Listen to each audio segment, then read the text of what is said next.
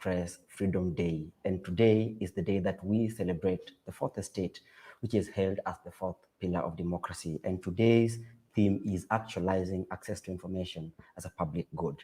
My name is Danish, Odongo, and I will be moderating this session. Those who will be joining me in a few includes Dr. Njoki Chege, Dr. Beatrice Mbogoh, Olive Burrows, Haki Africa Executive Director Hussein Khalid, and the Crime and Journalism Association of Kenya Secretary General Mr. Joseph Muraya. But before we start, I'd like us first of all to listen to a brief introduction from the Forum Civ Secretary General, Anna. The second name is a bit hard to Burrows. You will write down there. Thank you. Hello, my name is Anna Stenvinkel and I'm the Secretary General of Forum Civ. World Press Freedom Day, commemorated each year on May the 3rd, celebrates the fundamental principles of press freedom.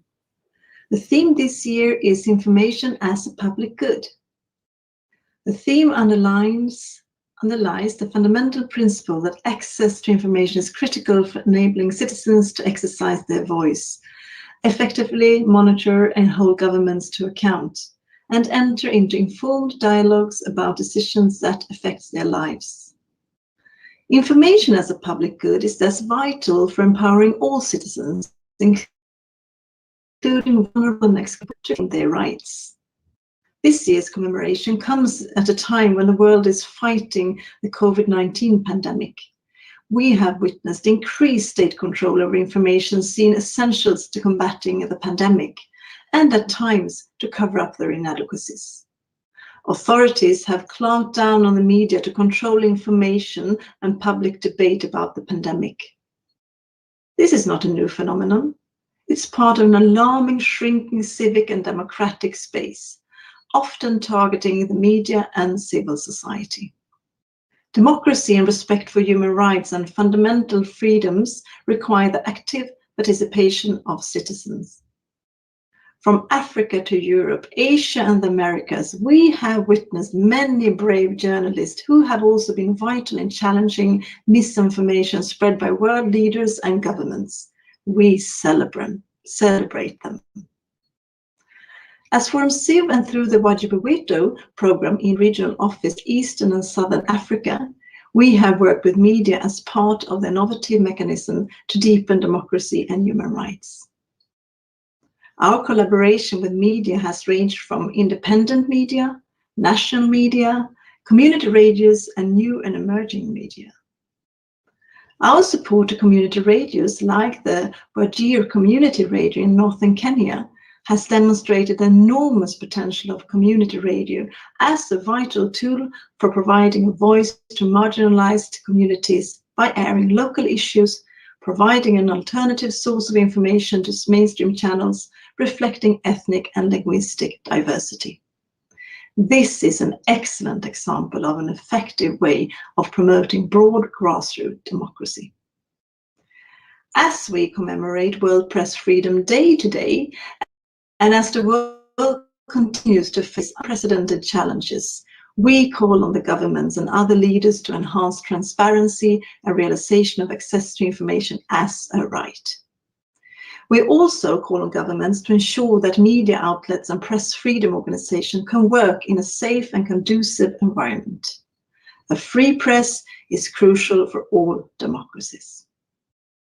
With this, I wish you very constructive deliberations today toward safeguarding and enhancing media and press freedom.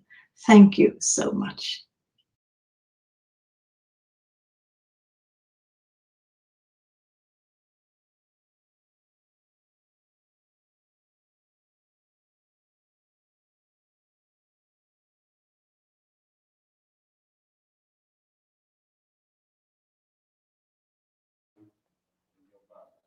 Thank you so much. Welcome to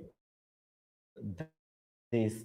Our hashtag is Media Freedom Matters. Please interact with us, send in your questions, send in your concerns, and any topic that you'd want us to address today. But before we start, I'd like first of all to introduce my able panelists, starting with the Executive Director of Haki Africa, Hussein Khalid. Perhaps you could tell our audience who you are, where you're coming from, and how's Ramadan?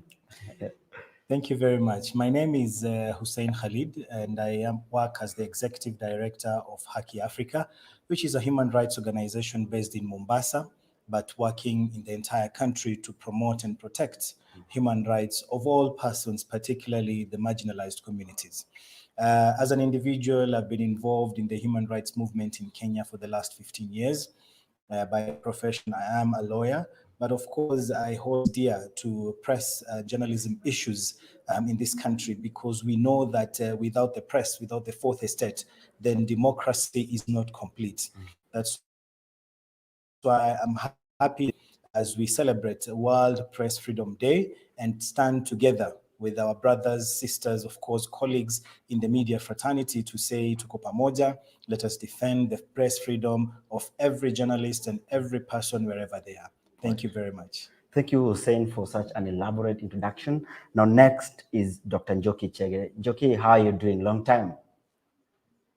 Please just tell our audience, who you are, what you do, and you're passionate about.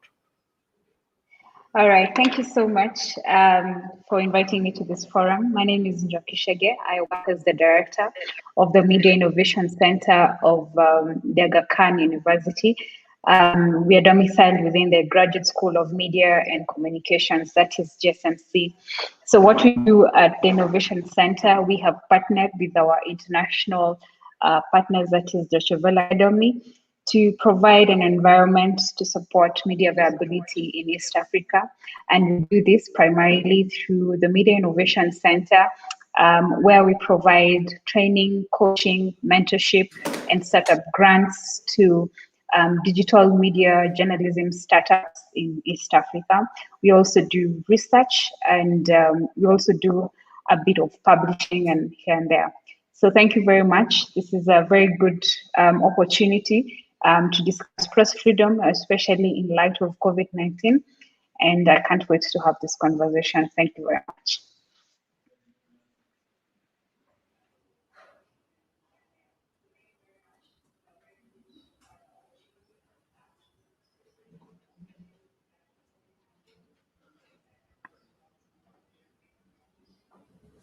Thank you so much, Njoki. I actually enjoy your articles in the Daily Nation, and I'm glad that today we'll be digging a bit more deeper into some of your thoughts I like about innovation and, just about innovating around media and such. And next now is Dr. Beatrice Mbogoh, who was my lecturer at State University. Dr. Beatrice Mbogoh, would you kindly introduce yourself and tell our audience who you are and what you're passionate about?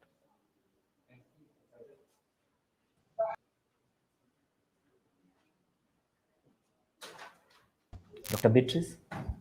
Okay, good morning. My name is Beatrice Mbogoh.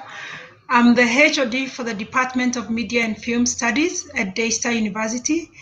And we run a department that offers courses in journalism, actually electronic media, print media, and advertising. And we are currently having a break, and we'll be resuming our courses in the May 2021 semester next week. So it's nice to be in this show, and I look forward to making a contribution. Thank you. To listen from. There's a screen somewhere. It's difficult. It's okay.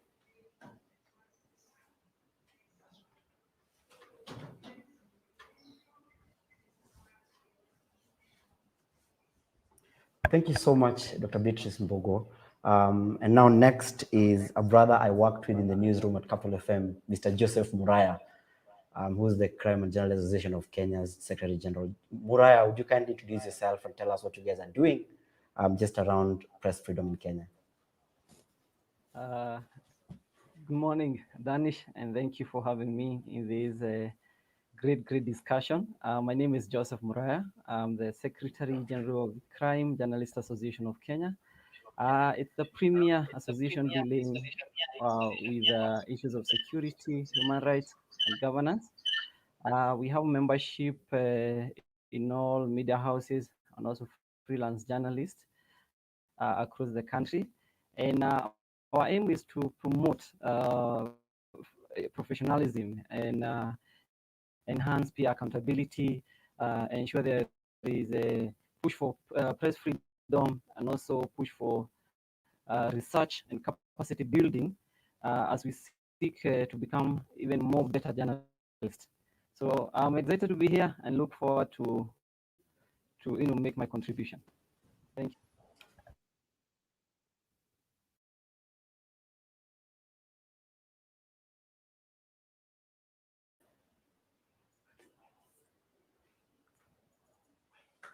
Thank you so much, Joseph Muraya. And last but not least is Olive Burrows, who was my editor also at Capital FM. Olive, long time, how are you doing? Please kindly introduce yourself and tell us what you do and all that. Olive Burrows. I'm a news anchor and TV and also a senior reporter. I've been in this business for over 10 years. As you mentioned, we work together at Capital FM. So I am keeping up the good fight. Or can I have my earphone then? Can I have my earphone temporarily?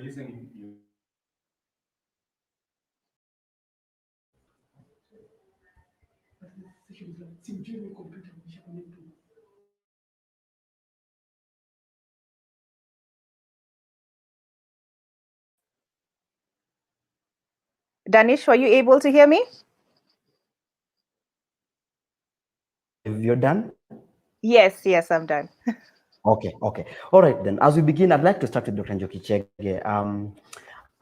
I think that sometimes when we talk about media freedom, we talk about external threats to the freedom of the press, but I don't think we look at just the internal threats within the sector. And I believe that one of the issues that we need to deal with now are issues to do with revenue models. What do you think about that? How do we ensure that we innovate around that to make sure that we are able to guarantee the freedom of the press in this country? Dr. Njoki. So much, Danish. Maybe I can start by saying that the East African news media industry is actually not teetering on the brink of a crisis. It's in a very deep existential crisis because it's very clear that the advertising business model that was already previously undermined by digital media has now been aggravated by COVID-19. So it's even more clear today that the demand for high quality, well-researched journalism is at an all-time high, particularly during this pandemic, where audiences are, seeking news and information from credible sources.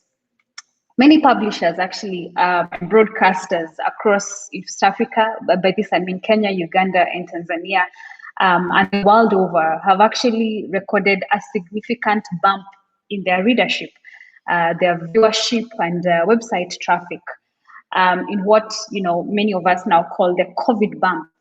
Yet advertising revenue continues to take a hit, even as volumes of the audiences continue to soar.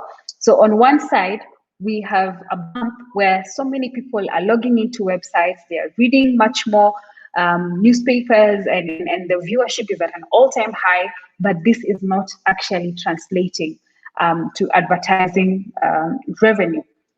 So which brings me to the fact of the matter, which is, as at December, I think we had over 300 Kenyan journalists who had lost their jobs.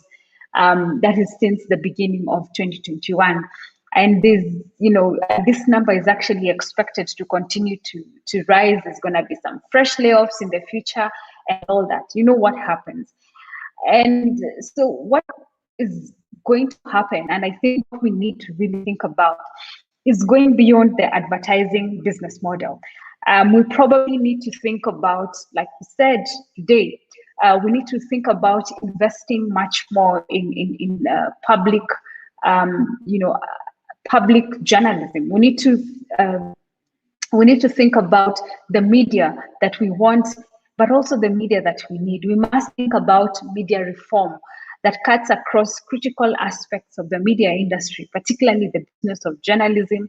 When you talk about journalistic labor, whether it is regulation or even continuous professional development and even journalism education. And I think the best way to do this is to ensure that we have systems that ensure that people access information, news and information for free. Experts have actually previously argued that we need to decommercialize journalism and invest in a public media system not a state media. Remember, I said a public media system that will ensure that Kenyans, East Africans have access to high quality, value-driven journalism at zero fee. But that does not mean that we must not explore other avenues of revenue in the media. Thank you so much. For the elaborate feedback that you have given. And I'll be keeping that conversation started with Hussein Khalid and how is it, what would it look like as public media? But before that, I'd like us now to look at the movement of question now, really the COVID-19 pandemic impact on media communication. You know, sometimes people like us who are the civil society organizations talk about things, maybe perfect, maybe serious. But let's just say that from Olive Barrow, because it's happening practically involved in the media. How has COVID-19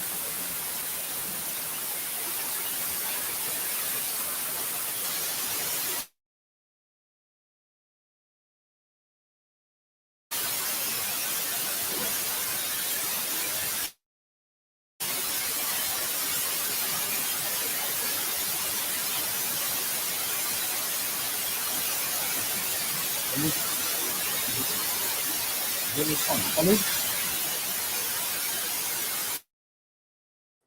Danish, I didn't get you clearly. There's a bit of background noise. I don't know whether you can repeat your question.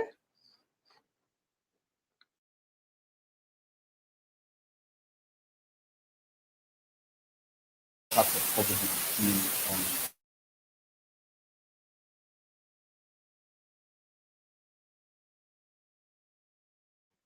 Now I can't hear you completely. I don't know why that is.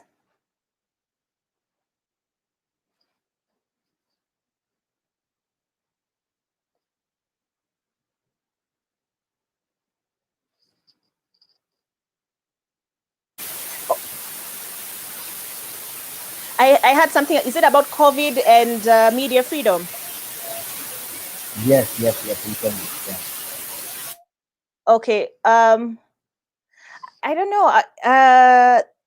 I think it's, as Njoki alluded to, the question of advertising was already a tenuous one even prior to COVID-19, and the situation sort of deteriorated further when COVID-19 came into the picture. So you'll find that commercial interests, let me put it that way, are a threat, in my opinion, to media freedom, because when you have the biggest advertisers, government is one of the biggest advertisers. You have telecommunication companies that some of the biggest advertisers, and even where President Magufuli was concerned, as a media house, we were not allowed to cover him critically because we have media interests in Tanzania. So commercial interests, fear of license revocation, sort of really became more of a sticking point in the course of COVID-19. So you'll find that some media houses sort of now have paywalls. Now we're forced to think about, okay, so what alternate means can we use to generate revenue? So that's why you'll find the Standard, the Nation, when you try and log on to, and when you click on an article, you're asked to pay perhaps 10 shillings a day. So yeah, the issue of commercial interests, I think, really came to the fore in the time of COVID-19, and I will not deny, informed the manner in which we covered certain stories.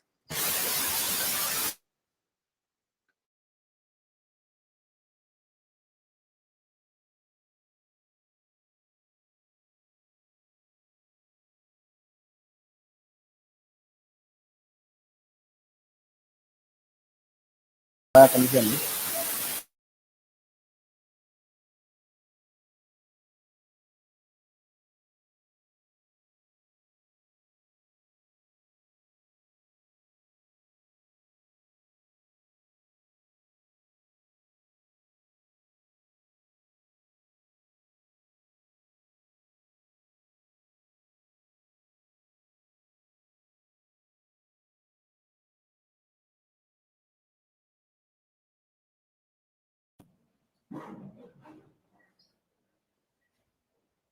There seems to be a technical hitch.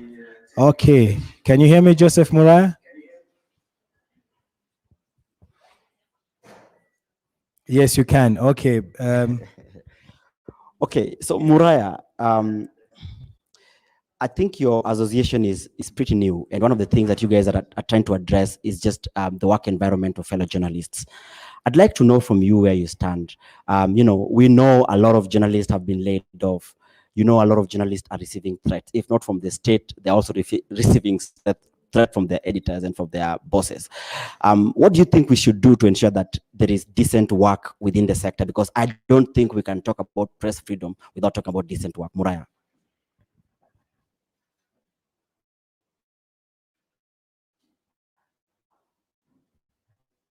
And more so after COVID struck our country since March last year, we've lost so many of our colleagues, and the environment hasn't become way better. We've had issues even before COVID of the environment and the newsroom environment not being as conducive as possible. And one way of improving that is as much as we're talking about loss of revenues, decline in is coming into media houses, there is need for the media owners or the managers of newsrooms to address welfare. By the welfare, I mean the take home for journalists at the end of the day. As much as this is a cost, people have bills to pay, and I don't think the press freedom.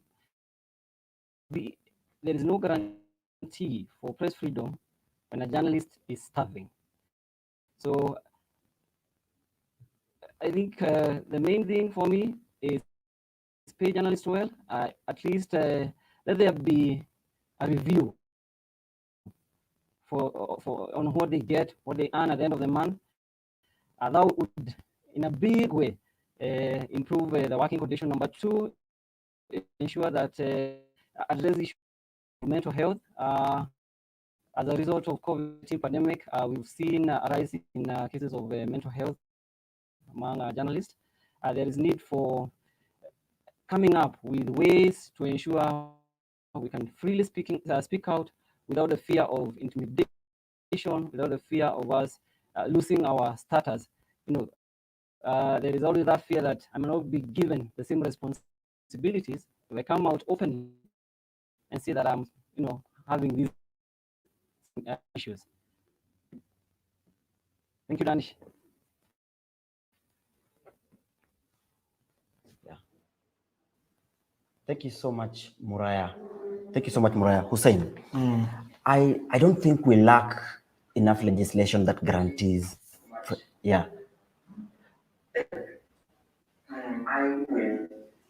I don't think we lack laws or regulations that guarantees the press freedom in this country, but there's clearly a lack of political will to implement some of these things. How can the civil society then address that?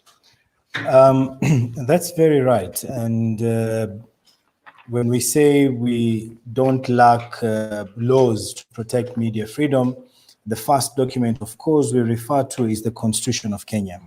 And Article 35 on information specifically talks about media freedom. And of course, we have Article 33 that talks about freedom of expression. So if we look at all these articles which are provided for in the Constitution of Kenya, it's very clear that the nation is open to discussions, to national debates, to dialogue happening within the country on various topical issues that affect Mwananchi. The press, of course, as we all know, for many years in Kenya, have been among the best in Africa, from their professionalism, from the regulation, from practice. You know, we have some of the best journalists in Africa, in Kenya. So I agree with you that the legal framework we have presently in the country supports freedom of the media. But if you look at what is happening at the political level in terms of political goodwill, then we'll see a lot of interference, even though the constitution is very clear. For example, it says in Article 34.1 that the state shall not control or interfere in any way in press freedom. So when the state, for example, some time back, I believe it was 1 or 2 years back, closed down a number of TV stations for airing a political event that had actually occurred here in or took place in Nairobi.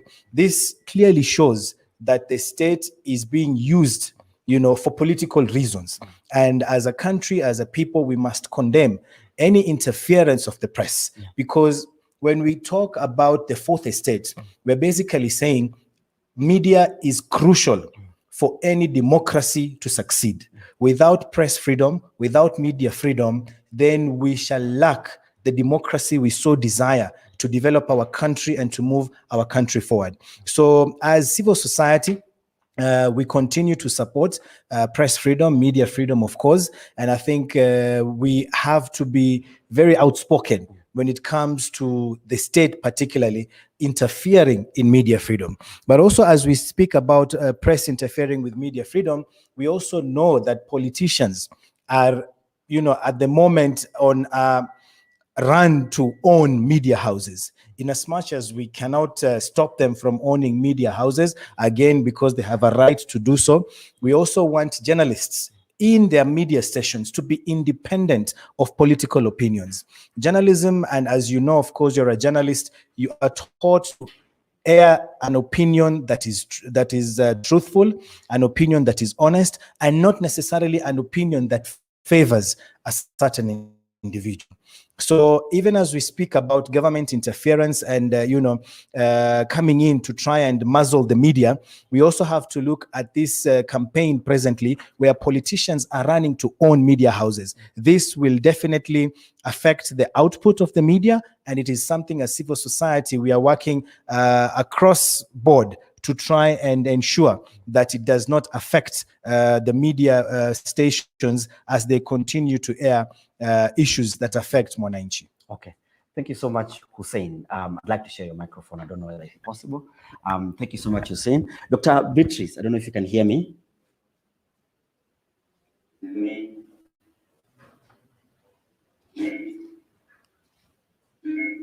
Dr. Beatrice, can you hear me? I can hear you. Can you hear me? Yes. Yes, I can hear you. Hussein Khalid raises very fundamental issues here, and they're pretty much about ethics. And there's a lot of conversation that has happened mostly within the media. Is it time for us maybe perhaps to look at, just like lawyers do, continuous legal education? Do we need to perhaps do that for journalists? That journalists are going to be trained continuously to acquire certain skill sets throughout the year. And secondly, we keep on talking about state repression and stuff like that, but we also have journalists who are taking brown envelopes and lining up to take money from these very same politicians. How do we address that? Could there be a gap in terms of training, in terms of the curriculum that we're using in this country to train journalists? Dr. Beatrice. I think Hussein has said everything that needs to be said, but really when it comes to training, the reality is different when you're training, because you tell the students you can't do this, you can't collect brown envelopes, but the practice out there is different. So when our students graduate and they want to do exactly what you've trained them, you find that the industry is different. So it means training does what it should, but the industry itself is on a different level. So they somehow get pulled in by the same industry that should be making sure that certain standards are maintained. So really, we can train as much as we want to train, the very best, but the industry itself has got to have a conscience and decide that really this is not something that they need to continue doing if what we are training our students is going to remain relevant. So I think that's what I can say for now.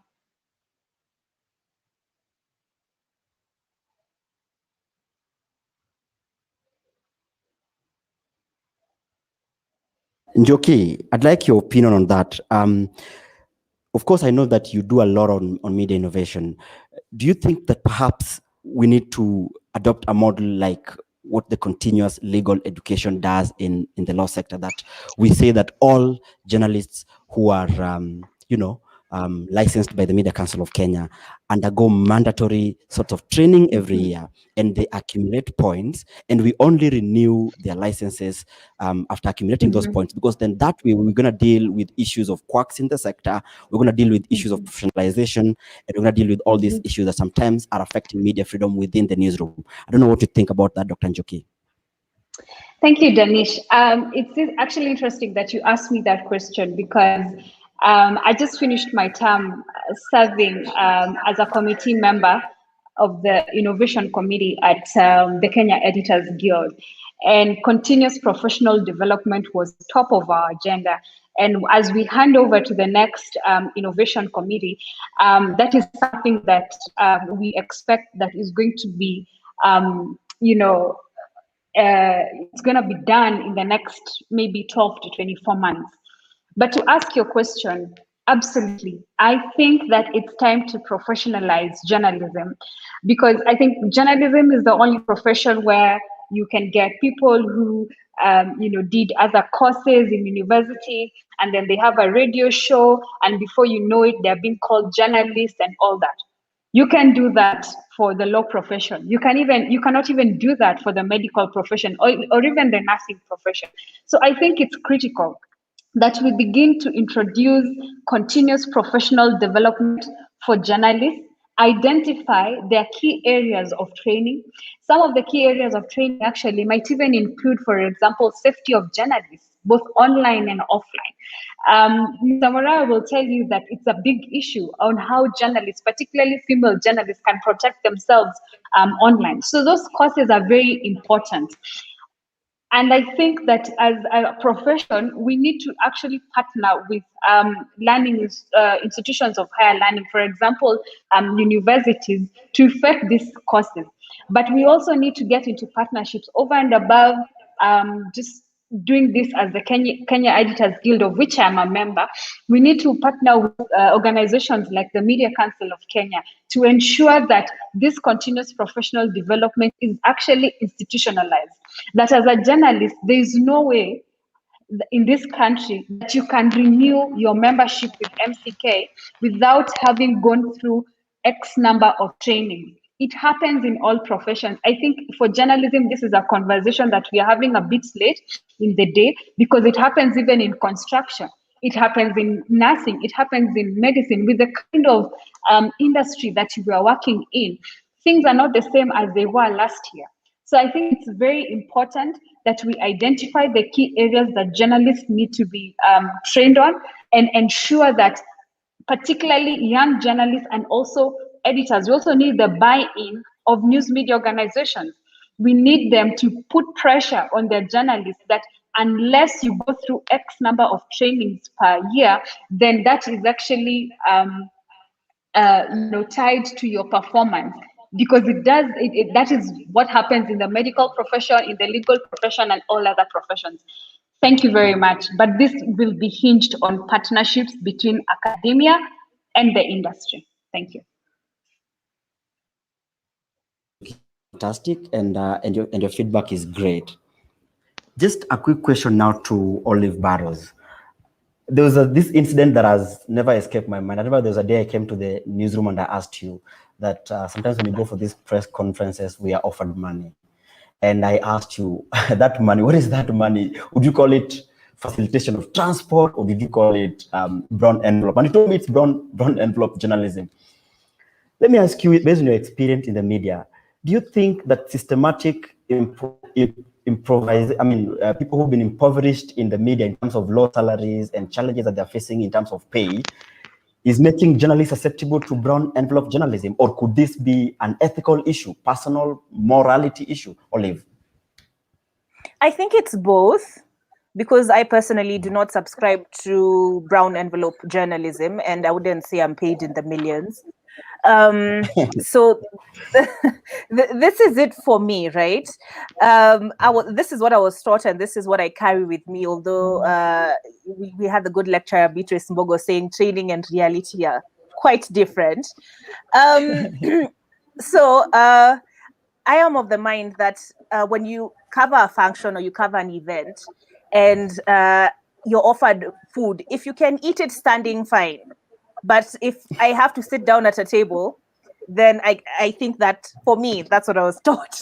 That's crossing a bit of a line. And this is not in training situations. I'm saying this is in the coverage of event situation.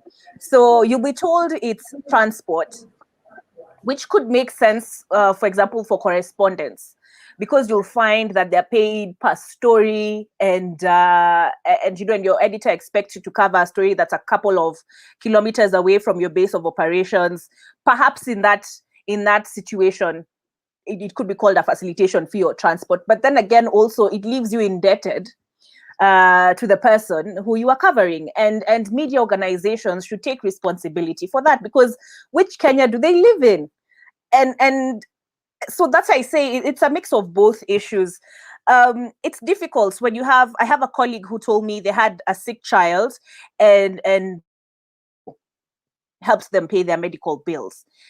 And so in the newsroom, he found it very difficult to take on stories that were critical of Sonko, and despite what Sonko did, and would therefore report, or felt like he had this responsibility to report back to Sonko on what we were working on in the newsroom. So Sonko would preempt news reports on social media. So we live in a certain reality, and I think if we're ever going to address the issue of brown envelope journalism, it comes back to what Muraya was saying, which is we need to look at the welfare of journalists. That said, it does not excuse people from living within their means, because you'll find a lot of journalists want to live in the flash of the political circles in which to which they're exposed. It's a mixture of both things, I think. Fantastic feedback. Muraya, back to you. We had a call that I'm not revealing here, but mental health is becoming such a huge challenge within the sector, because I think the moment that we overwhelm journalists, they are not paid well, you know, then we have state repression, then we have all these challenges, you know. I'd like to know what your association is doing practically, so that then we don't make this a lamentation session, but we make it, you know, solution oriented.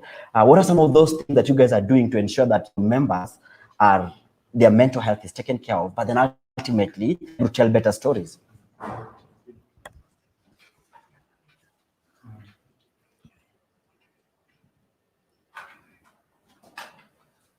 Muraya? Yeah, I'm on it. I'm saying, allow me to touch on the issue of welfare just a little bit. It seems the perception here is that the brown envelope is a problem of reporters, or the people who goes down there to gather news. But I think it's a broader problem. It cuts from all cadres of media houses. And when we are talking of integrity issues, let's talk from the media owners, editors, reporters, because a reporter might be ethical, might, you know, like Olive, I know she doesn't take those brown envelopes. Neither do I. But you might do a nice story, but the end product is altered, and it happens. So let me leave that at that. But it's a big topic. On mental health, it's something that I'm passionate about. See the autonomous of the crime journalists of Kenya going through hard times, occasioned by COVID, others acquired through our career. As you know, we do cover traumatic events, and that, in a way, has an impact on the welfare of our mind state. And so, we've noticed it's a big problem. We started a mental wellness day, open, not only to members of the Crime Journalists Association of Kenya, but to all other journalists across the country. For example, on April 24, we had our Mental Wellness Day. That was the second event. And we went hiking to Gong Hills. And then in the evening, we had an open session where journalists came together and freely shared their experiences. And without mentioning names, one of the participants had just come from a mental hospital, a mental facility. And it was such a big thing to be able to share her experience, her story, without fear of intimidation, without fear of being judged and all that. And mental health, mental issues in newsrooms, they are real. And if at all we want all that quality journalism, I think we must also invest heavily and be intentional about it on our welfare, so that at the end of the day, we want healthy journalists doing the job. Thank you, Danish.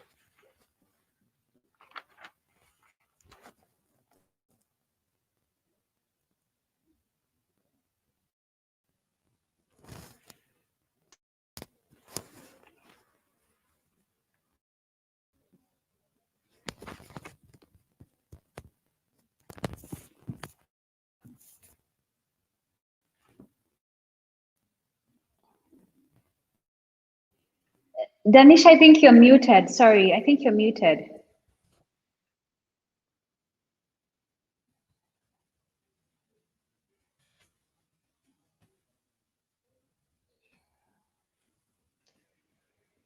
Not yet.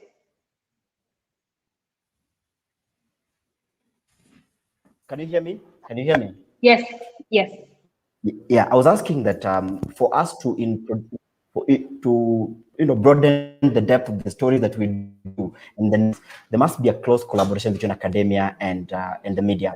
I'd like to ask Dr. Beatrice Mbogoh, how that look like, because I'm very passionate about research, because there's something about institutional memory, and I don't know who's the custodian of institutional memory in the media in this country. The Media Council of Kenya? Is it the Kenya Union of Journalists? Is it the Editors Guild? Then how then do we make sure that institutions like Daysta's Media Studies Department are able to collaborate with different media houses to, to do a bit more of strengthening of the institution, Dr. Mbogoh? Thank you for that question. It's a very relevant question, especially in these times when I think our students are more confused than ever, whether we are maintaining industry standards or we are just teaching them theory. So basically, I'd say the institutional memory is the responsibility of all the institutions you have mentioned. What seems to be happening is that the media houses seem to be more, I think, ahead of the academic institutions in terms of that memory, because they document, they have archives, they have all those places that we as academic institutions go to refer to for research.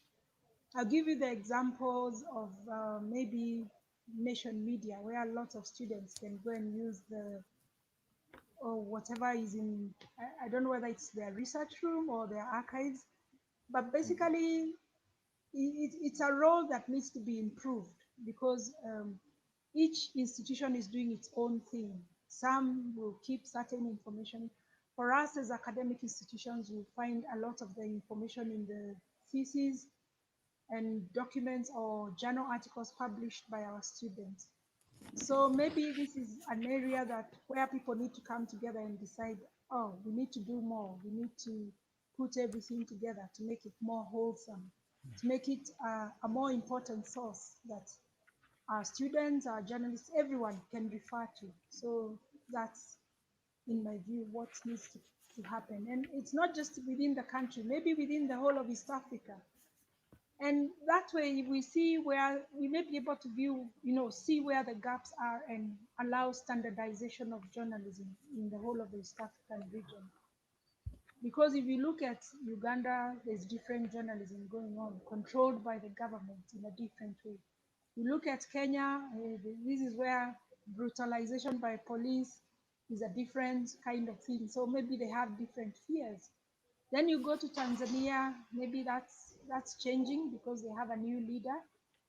So we could bring all these together, compare notes, and then we can be more confident of the history we are having, we have available for future generations as well. Thank you.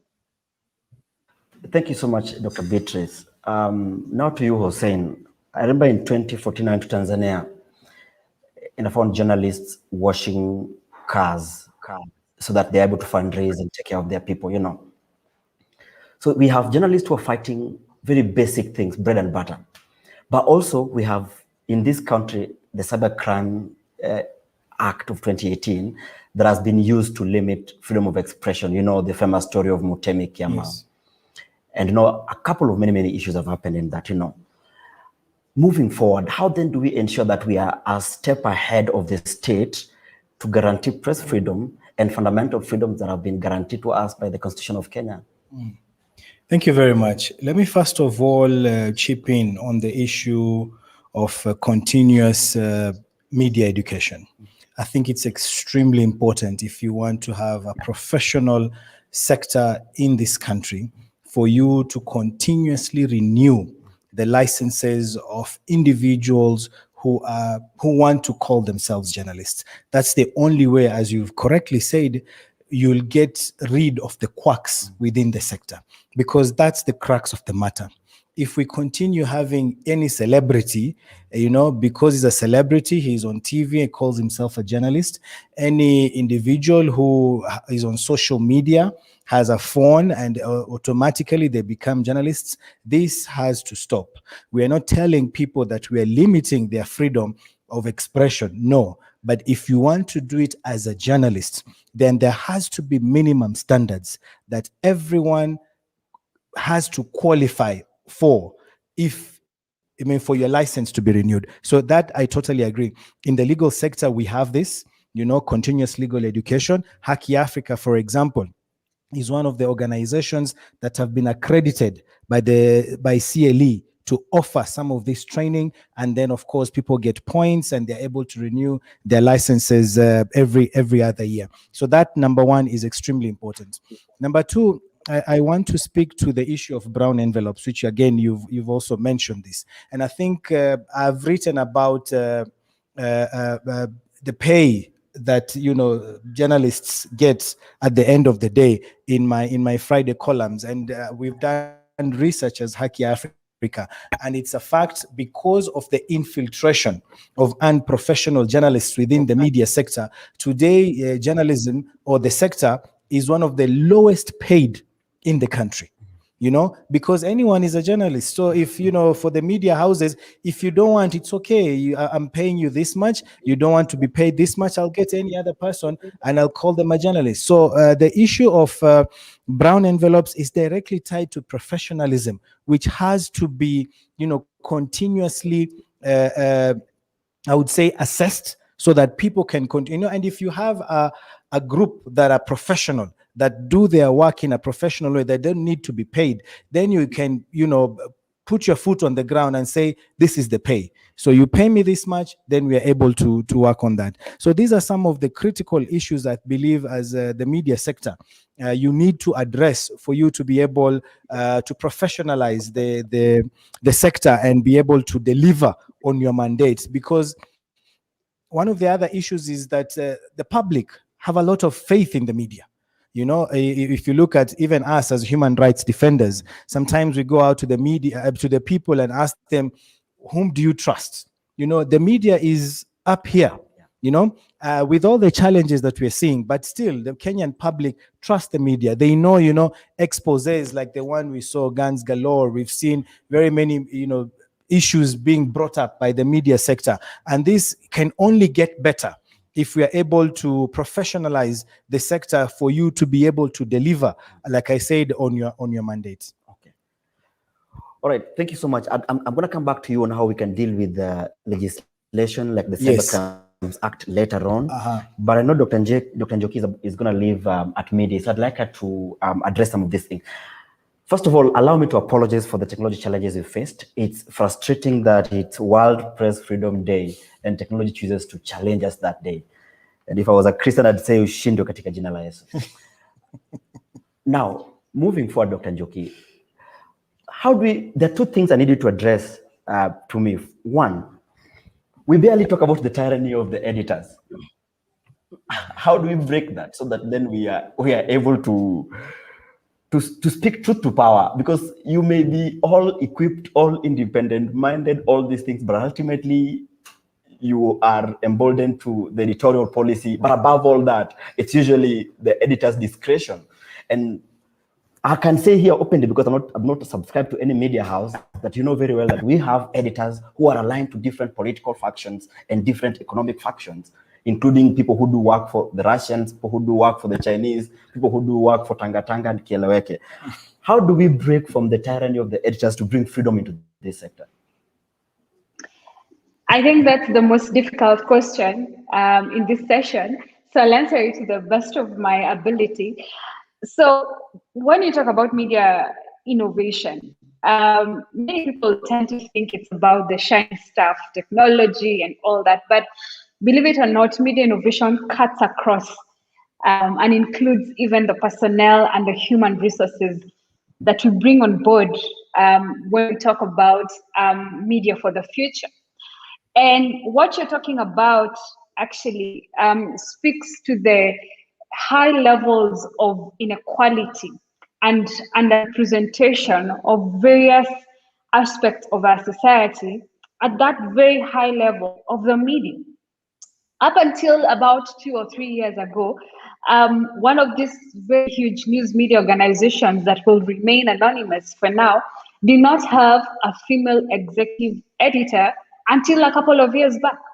So when you look at this underrepresentation of certain very critical groups within society, that is young women, young people, women, even persons with disabilities, just generally minorities, you can see the trickle-down effect even to the kind of stories that are being published and even the angle and the framing of stories.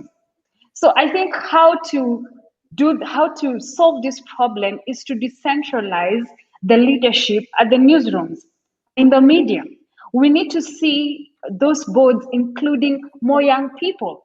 You know, when you go and look at some of these boards of these very high-profile news media organizations, you look at the age group and you see I think the median age is maybe 60 or 65. This needs to change. When you look at the editorial board of some international news media organizations like the New York Times, you can see a very critical aspect of inclusivity and diversity. So it's one thing to have that diversity, that we want 2 women on the board and then that's it. There's also the next level, and that is what you call inclusivity, including other people's opinions, including other people's viewpoints, because we all bring different worldviews. So the solution to the problem that you just clearly outlined is to bring in a diverse group of opinions. We want to see more young people sitting on the boards of the Standard Group, of Nation Media Group, of Citizen, if they have a board, or maybe an advisory board.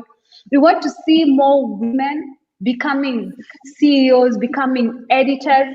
We want to see more minorities being involved in these conversations, because that is the only way that you can begin to infiltrate those cartels. Because I don't want to particularly call them cartels, but from what you explained, they kind of like, you know, operate like cartels.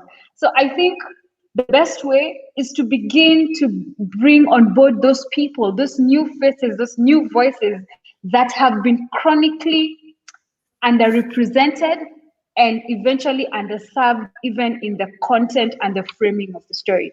Thank you. I really like that. And I think I'm very passionate about diversity in the media. And I think if we are able to deal with diversity at the highest level, then we can deal with a lot of some of these issues that we're facing. I want to go to Muraya. CJAC runs something called Shahidi News. And for me, it represents perhaps what we need to also support in terms of independent public-centered journalism that is not beholden to commercial interests and to editorial policies of different media houses.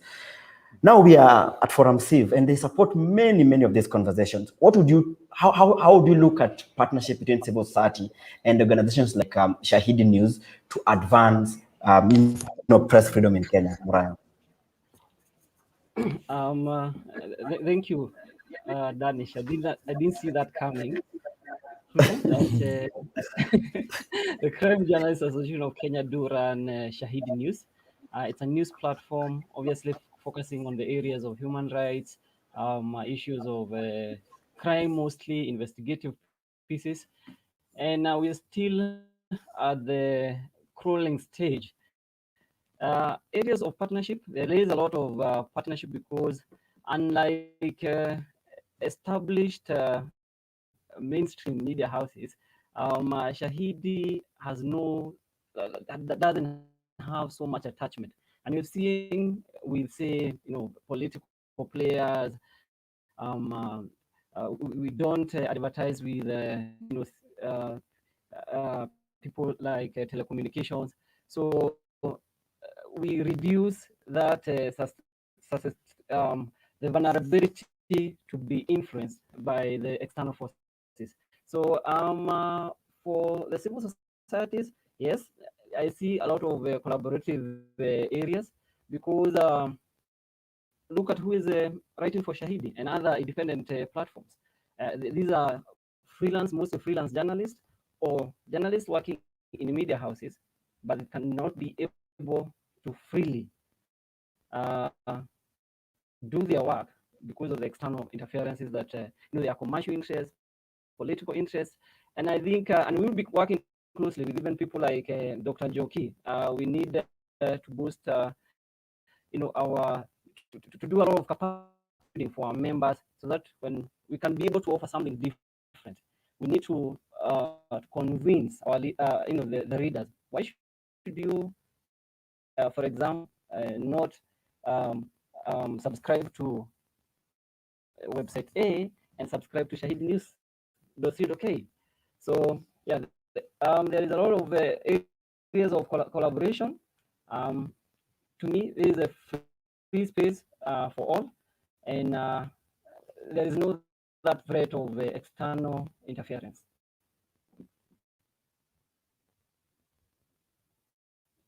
Danish.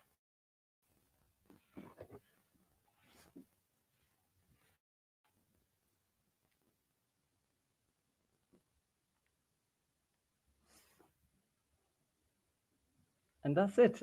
Danish, over to you.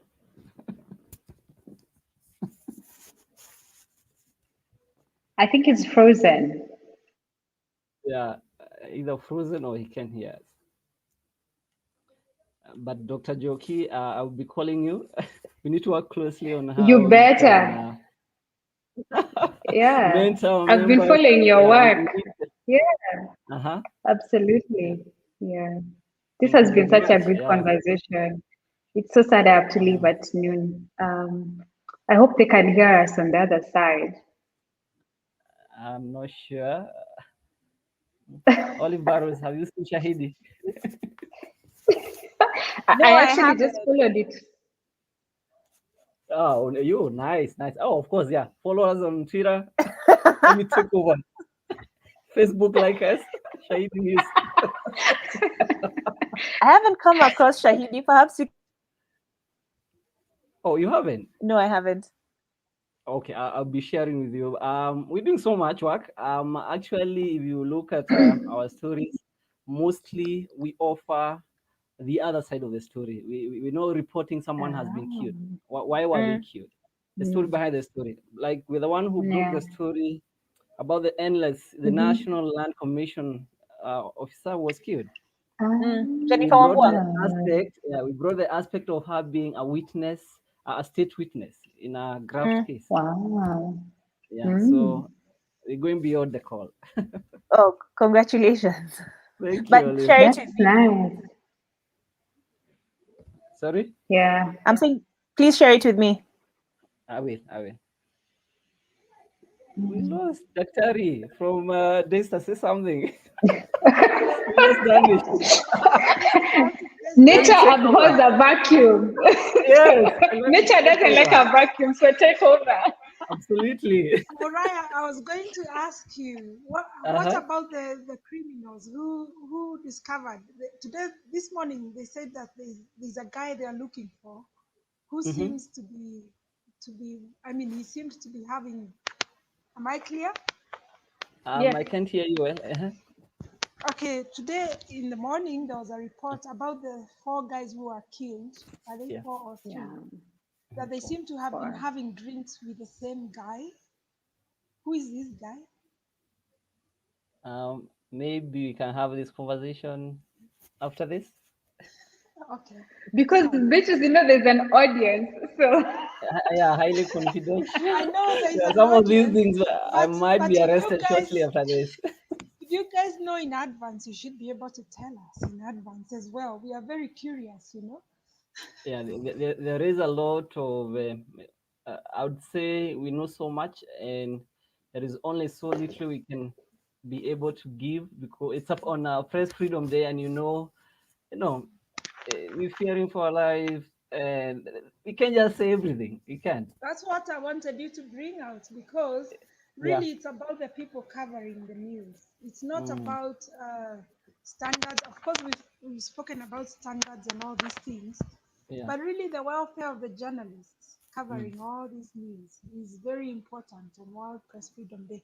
And tell you, it's my student here who's directing me, saying, really, we don't need to cover anything else but the welfare of all these people covering the news, because it's either they are in trouble, or they are fearing about something, or their pay is bad, or the conversation. We haven't had enough conversations about the people covering the news, and every World Press Freedom Day needs to be shifted to that angle.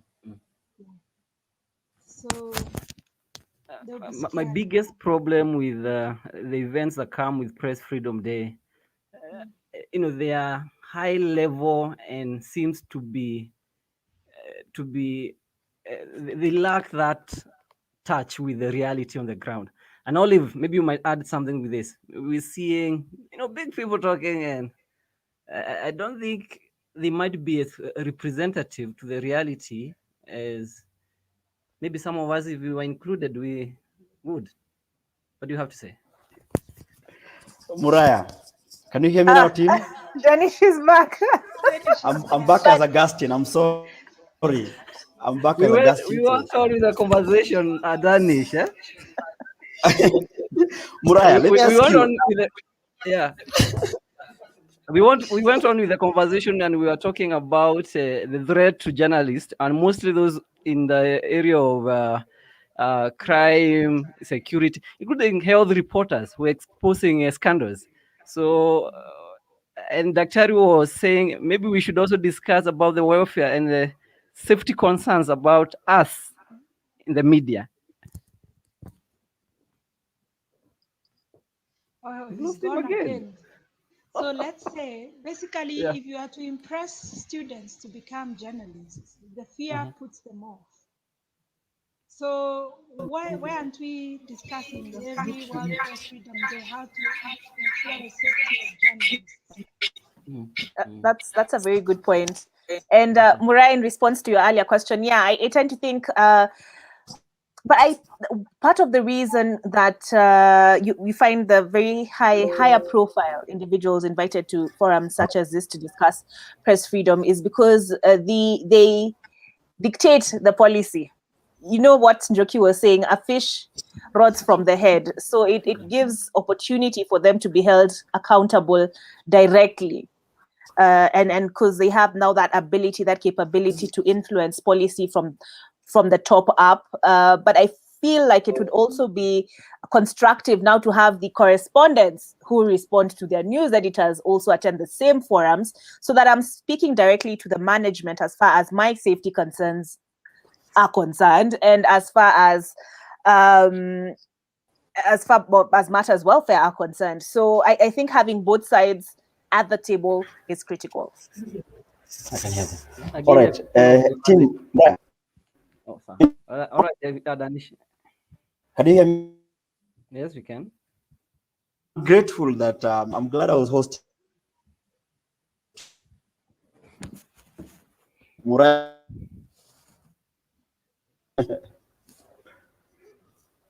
We still can't hear you.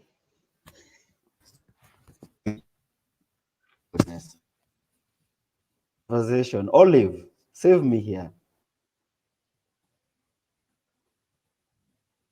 They can't hear.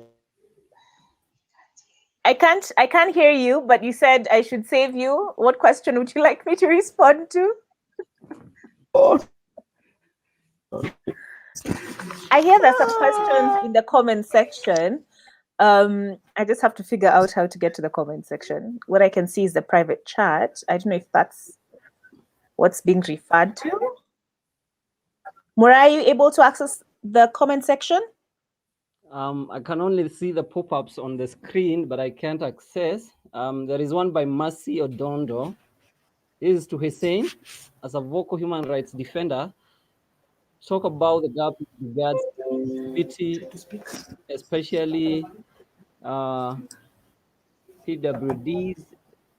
Do you think there has been equal representation apart from the sign language interpreter at the bottom of television? People, I think people with disabilities, yeah.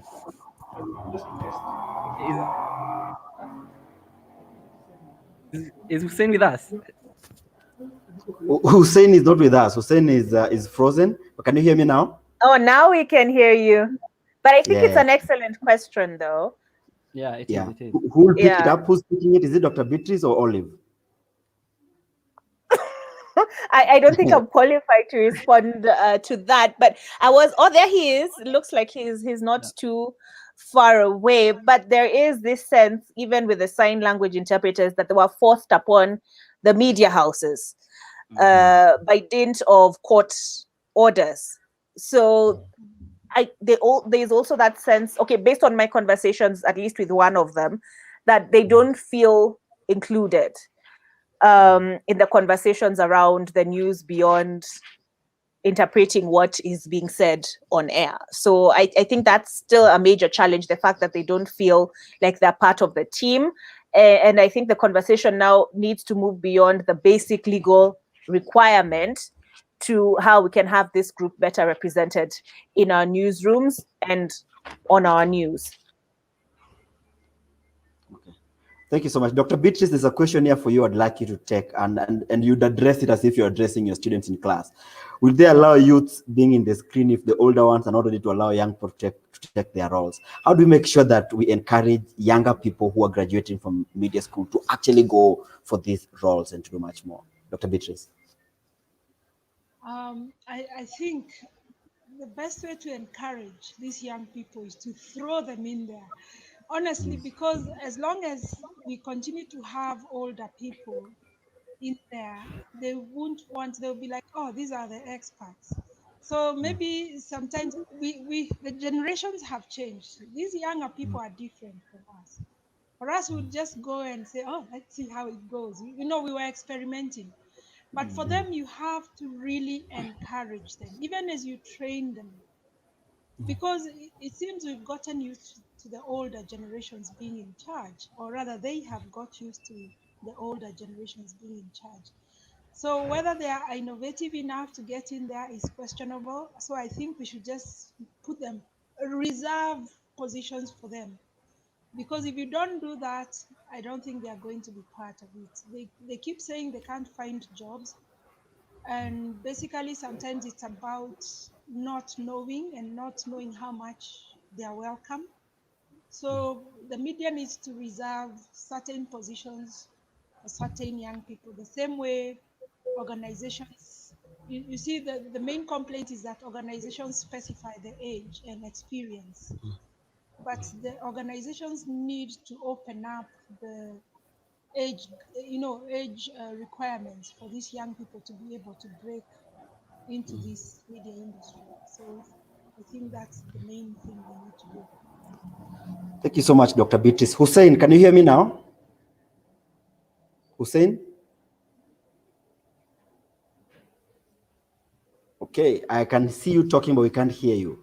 There's this question that has been addressed to you. Hussein, Hussein, I want to hear you. I want to hear you. So check mic 1, 2, see if we are on.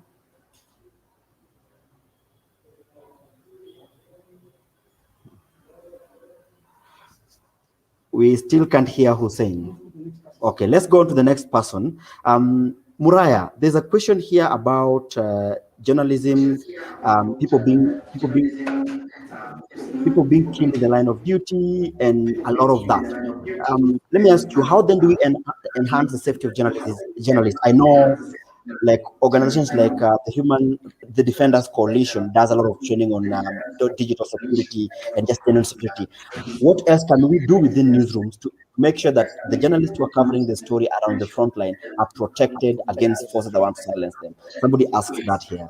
Hello, can you hear me? Can you hear me now? We can hear you, Hussein, but we're going to come back to you in a few. Muraya, go on. Okay, thank you. Okay, Danish, it's a fact that journalists continue to face serious security threats in our country. And I think this, we cannot reduce it to what us as journalists or newsroom managers can do. I think we need to challenge the state. It's their mandate to provide security for all, whether you're a journalist or a mama mboga in the streets. There is need for that respect for journalists. Last week, for example, over the weekend, we saw there are several journalists who sustained injuries. They were simply covering a protest to demand for the country to be reopened. Still last week, 9 journalists who were covering a protest, who were covering a member of parliament who was protesting against full demolitions in Nembo. Imagine they were arrested and put in together with the MP. For what? Doing their job. So I think the solution does not stand with the newsroom managers. As you see, you dispatched your reporter to go do their job. It is the state. We have to tell it to the Interior Cabinet Secretary, to the National Police Service Commission. Journalists need to be respected. Journalism is not a crime. And call out them when these incidents do happen. I saw when there's a journalist who works for DW who was attacked.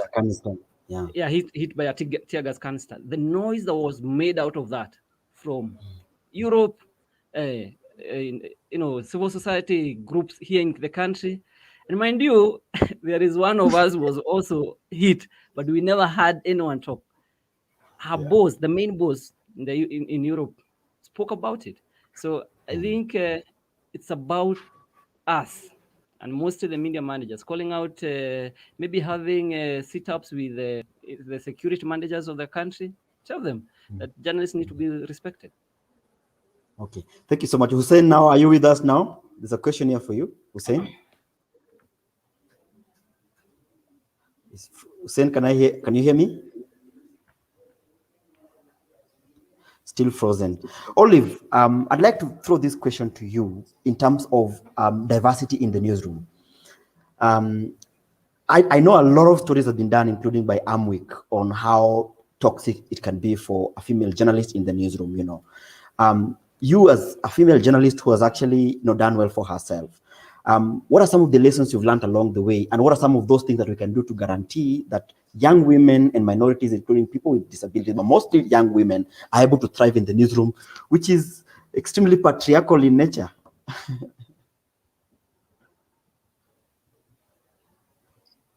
That's a fight we keep fighting every day. Wow. I think, I don't know. I mean, there are, I have to agree with you that the news hierarchy is extremely patriarchal in nature. It continues to be so. We continue to fight for our space, but I won't deny that those efforts are undermined. It's a complicated question. because you'll also find there are those who voice who are of the mind that you'll find that a man has a wife at home who can take care of those aspects of his life, and a woman, on the other hand, is the mother, is the wife, and she is expected culturally to address those aspects of her life, and therefore, unlike the man, perhaps cannot be available 24/7. But we have ladies like Pamela Sitoni who have proven that it can be done. We have Farida Karone, who served in senior management levels. But they are few and far between. But women are able to work smart. Women are able to juggle more responsibilities than we give them credit for. So I think there is a lot more that needs to be done. And there are those who will say women should not be given the space, they should fight for it. We are fighting for it. But it is, and I wouldn't deny that it is an uphill battle, because you have that patriarchy which is entrenched, and a lot of interests even beyond just pure journalism, as Muraya and Dr. Njoki Chege alluded to. So yeah, I feel like there's space, there's room for a lot more to happen, for a lot more to be done.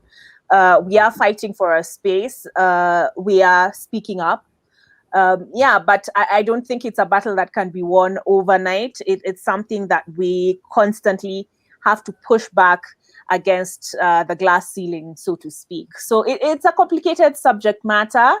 We are in the fight. The battle has not been won yet. Danish, yes, go on, Muraya. Can I say something about this? Go on. I like what Olive is doing, and all these other ladies who are so passionate about journalism and all that. My challenge to women in newsrooms, I think, would be go beyond. Go beyond. Let's see passion in this. I think many are leaving it to the issue of gender alone. I'm competent. I'm competent, and I went to school, and I am a woman, and that's it. But I think we need to see our colleagues doing more. I think doing more. Yeah. That's it. I can see you getting in. I can see you going in hot water. Yeah, go on. What more you're saying we need to do? Guns galore has been made reference to. Look at Jane Chemutai going of Citizen TV. She's going toe-to-toe with the male political reporters in this country. If you listen to NTV News, you have Leila Mohammed, who's dominating, even in matters security. When she's gone to Somalia, she's covered issues in Somalia. We have Leila Mohammed, we have myself, we have what's her name, Zainab Ismail. You'll find the top 5 stories, 3 of them are done by us.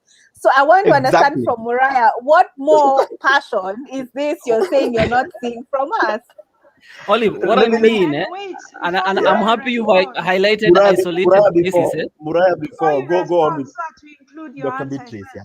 Okay, all right. Tell us what's the more, so that we also include it in the training of our. Maybe we need to train our female journalists separately and tell us, and tell them what this more should be. So thank you very much. Dr. I believe my work will be easy if I give just a case study.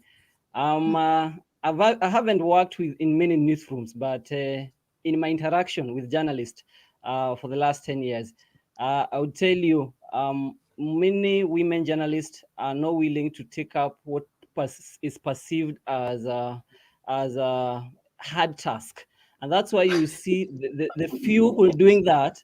Olive can comfortably, highlight them. There is Leila, who is our member. There is Olive. There is Zainab. There is Purity Mombia. But we find not so many women journalists who want to pursue, political reporting, and mostly in our area, crime, security, and investigative. How many? Okay, Muraya, I get members as women members for CJAC. They are saying, I don't want to die.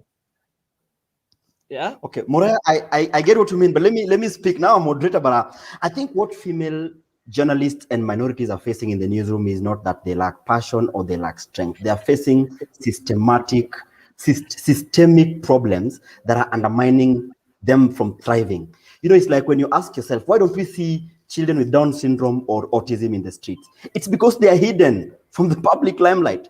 People are going against their rights. And therefore, I think that's more or less like akin to telling people who are marginalized that, your marginalization is because of your problems or because of your inherent where you come from or inherently your genes or your nature or your height or your tribe or your race, you know.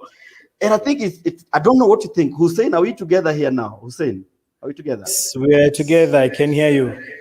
Please now, there's a lot of questions that have been talked about diversity in the newsroom here. I want to talk to that. There's a lot of echo, guys. There's a lot of echo. It's a lot of echo. Can you hear me, Hussein? Hussein, can you hear me? I can hear gone you. Again. Or you can hear me? All right. Yes. So how then do we bring in diversity in the newsroom? But above all that, how do we guarantee minority rights within the newsroom so that then we have diversity in reporting? Hussein.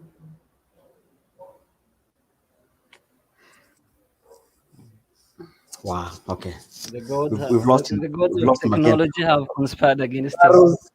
Olive Burrows and Dr. Beatrice, I give to you Muraya as a sacrifice. Deal with him. Go on. Mr. Muraya, today you're going to tell us what we need to add to the training so that our female journalists can compete on the same level with the men. Because I do write curricula and I want to incorporate that into the training. So please, what's this more? Or are you making assumptions that female journalists can't cover the same news as male journalists? Absolutely not. I'm not making any assumption here. And I don't think it's an issue of curriculum, because when it comes to training, you know, there is no discrimination when it comes to training. We are all trained as journalists. The issue here is, and I think I now understand what Danish is saying. There is that systematic, it is an institutionalized problem. And when a journalist is admitted to a newsroom, and mostly women, you find from the word go, they are assigned to lighter duties. And you have to fight so hard. Like Olive, remember, I found you at Capitol, and she was doing so much, so well, but she wasn't in the crime or security sector, right? You find editors or I don't know, media managers are assigning ladies lighter duties. You find them doing very well in lifestyle, politics, where you don't need not so much.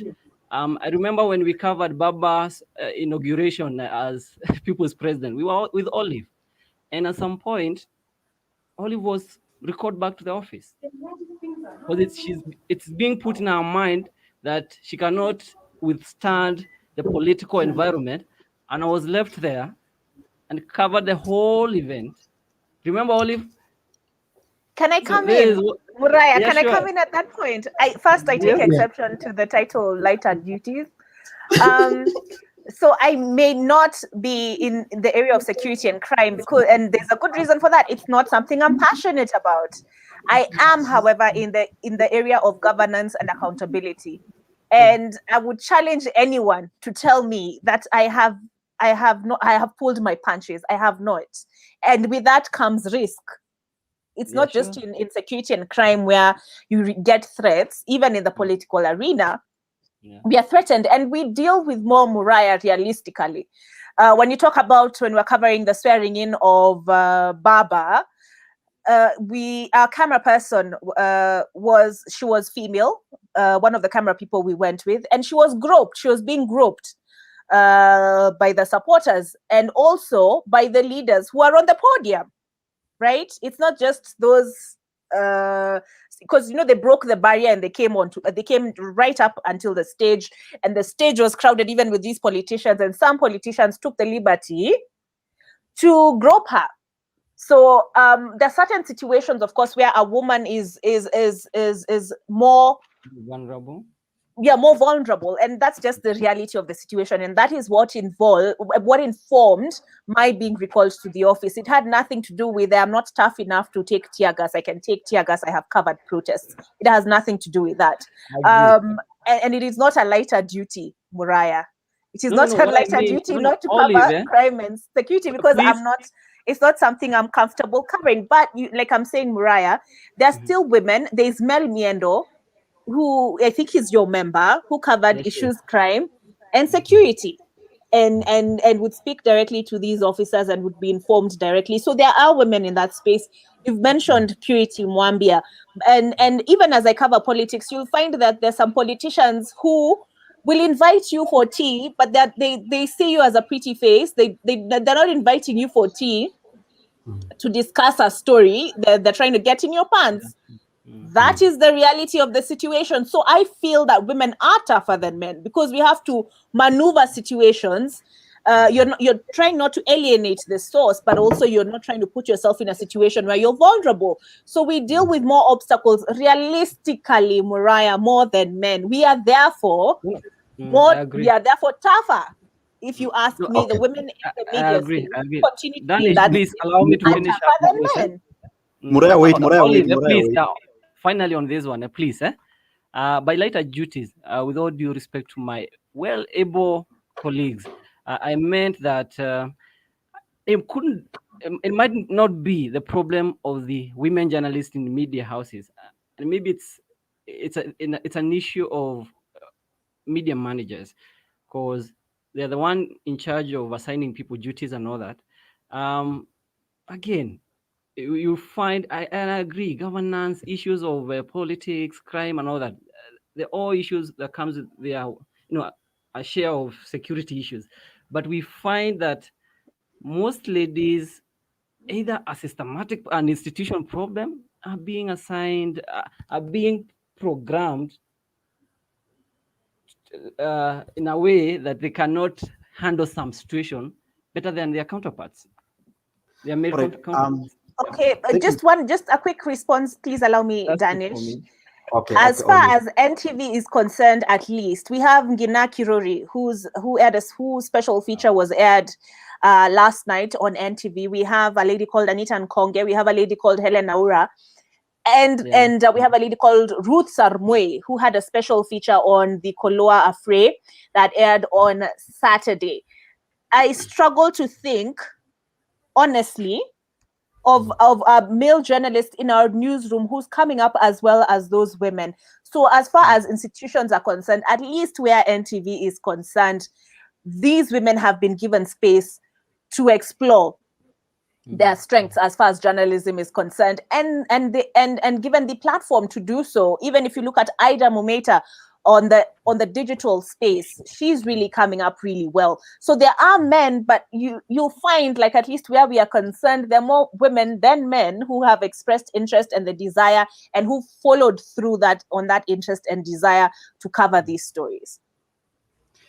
Thank you so much, Olive. And I think, Dr. Mbogoh, there is clearly a research area here, the state of women in newsrooms and in the media generally, to find out. I think a lot has been done maybe, but perhaps I think we are getting a bit of an interesting perspective here in terms of the role of patriarchy in framing the role of women in the media. I think that would be a fantastic research that we could collaborate to do, because I think what Muraya is saying is true, that perhaps, when you come and you're assigned to do certain type of reporting, like you can only report this, subconsciously you're conditioning, these people who have the passion, maybe they want to do crime, maybe they want to do politics, that you are not able to do that.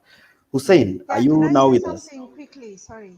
Yes, say, Dr. Beatrice, say. Go on, Dr. Beatrice. Yeah, I was thinking of, in as much as there's a research topic right there, and very many other research topics I'm thinking of from our discussions, I think it speaks a lot about the sort of men we still have in our society. Because if Olive is going to be recalled into the studio because men are groping her, and then the same system decides that she can't cope with that, then I think it's not even research. I think we need to restart life again and teach men something different. Because we can research and try and find out why women aren't doing some of the tasks that men in the media industry are doing.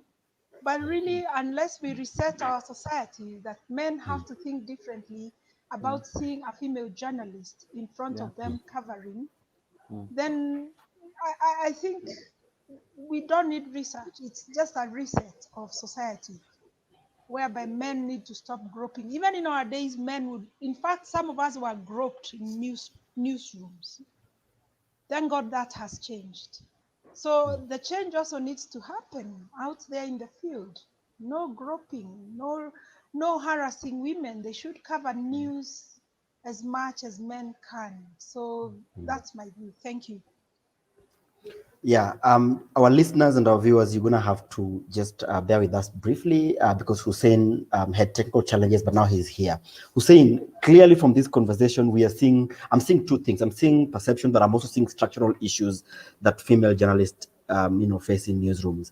As a human rights defender and somebody who's worked here, what are some of the practical ways we can make the industry and the newsroom and basically the ecosystem safe for minorities, including people living with disabilities, and just so that we have diversity of voices and opinion? Thank you very much. And I think this is a very, very important question that we all need to address critically. And I think we can be guided by the Constitution, Article 27, which expressly provides for equality for all persons, and that there's no other person who is better than the other.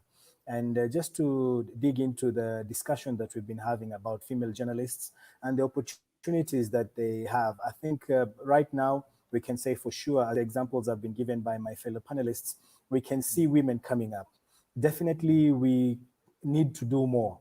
And I think the Constitution is very clear in affirmative action. For example, we are seeing women representatives basically put there to ensure that women are also given these opportunities. And I think as a sector, the media sector needs to do more to boost women's work. I agree that a number of media stations have prioritized women. They're giving women more opportunities to be out there, but more needs to be done. And more so, besides women, there are also other sectors, as you've rightfully mentioned. We have youth, we have persons with disabilities, we have journalists from minority communities who would also want to be heard so that they can also tell the stories, from their own perspective. And I think this is something important that we need to do. One of the important things, and I think this is a question you raised earlier on the Cybercrimes Act, we need to have a legal framework that allows for better opportunities, particularly for marginalized communities, to be able to play a meaningful role in the media fraternity. There is a storyline that goes, until lions get their own storytellers, tales of hunting will always praise the hunter. And this is what we are saying. Some of the issues we keep seeing in our society, where women are left out, where youth are left out, where persons of disabilities are left out, where marginalized communities are left out, purely it's because they don't have people of their own telling the story. Every time stories come out, it is always, the male version. We're living in a patriarchal society. So this is a system that we need to change. And unfortunately, it's not just in the media sector. We can't just, point fingers at the media sector. It's in civil society, it's in the legal fraternity. We are happy now, for example, in the judiciary, the nominee, is a female judge who probably will take over the reins of power. So these are some of the issues that we need to start addressing. And I think the media fraternity, being a key sector in our society that can be a change agent, needs to lead by example. And if we are able to get that through the media sector, it will have a ripple effect on many other sectors in our community, in our society, and we should be able to deliver if the media take the lead in this area. Hussein, there's a question that I asked Muraya here about the protection of journalists. You have done a lot of this kind of training. What are some of the practical ways? Because I think sometimes when we depend on the state to protect the simple they're trying to silence, then we're playing the Russian roulette. What I think are the practical ways journalists could be protected through collaboration between civil society, who are public interest entities, and in the newsrooms? Thank you. I think this is a very, very important question, because safety and security is paramount. We say in the civil society, if you're dead, you're no good to your community. So it's extremely important for you to ensure safety as you continue to do your work. even as we explore, and I'm coming to answer your question, what we can do with civil society, we must not forget that it's still the primary responsibility of the government to ensure security of journalists in this country.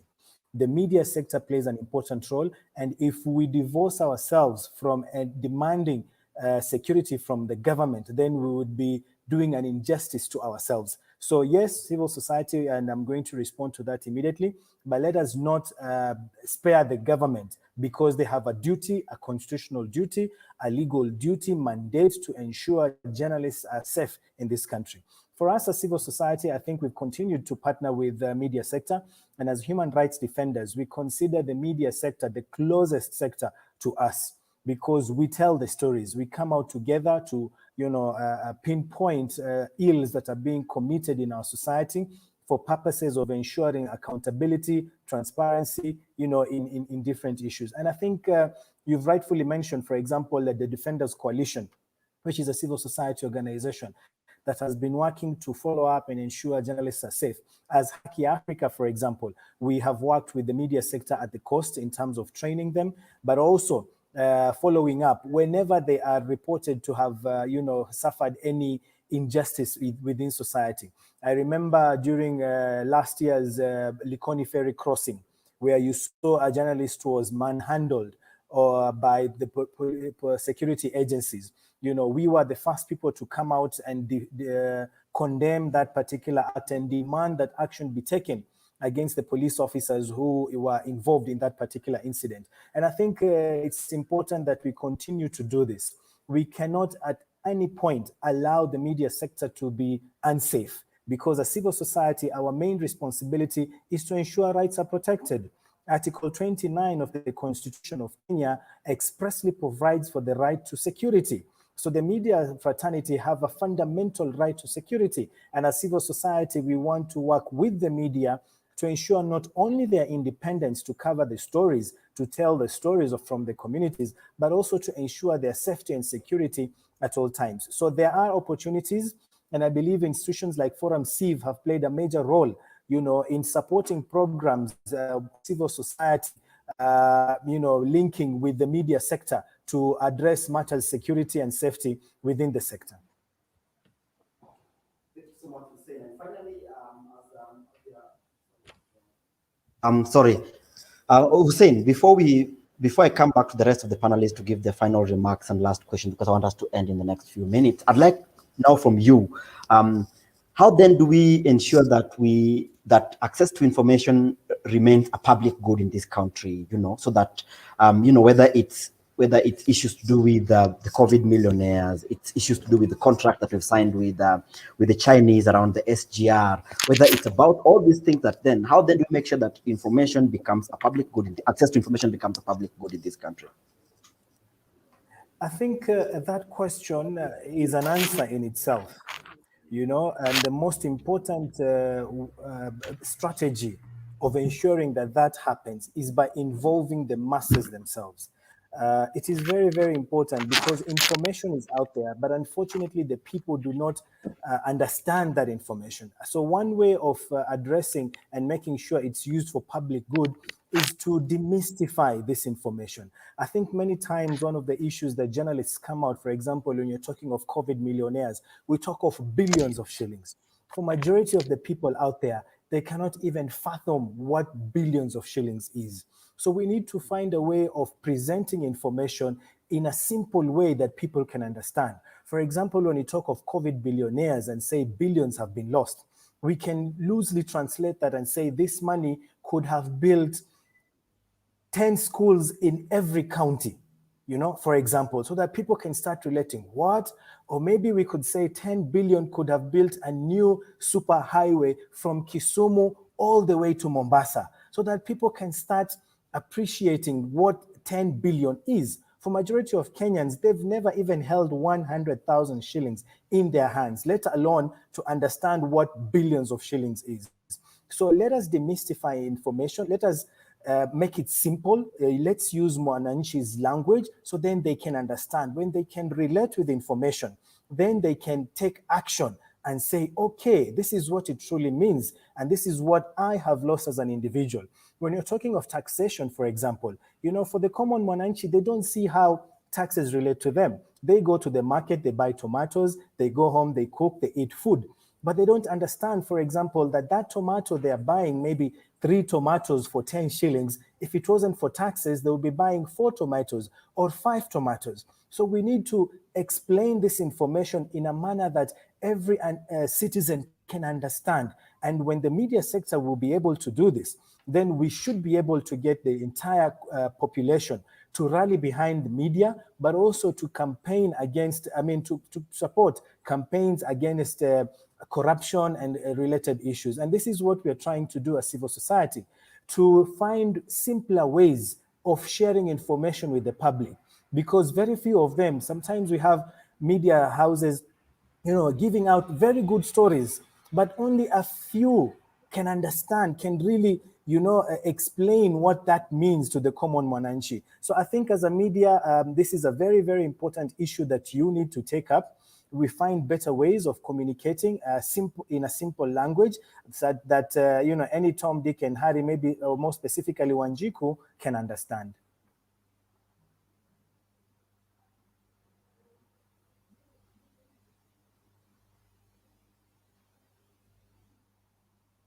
So much, Hussein.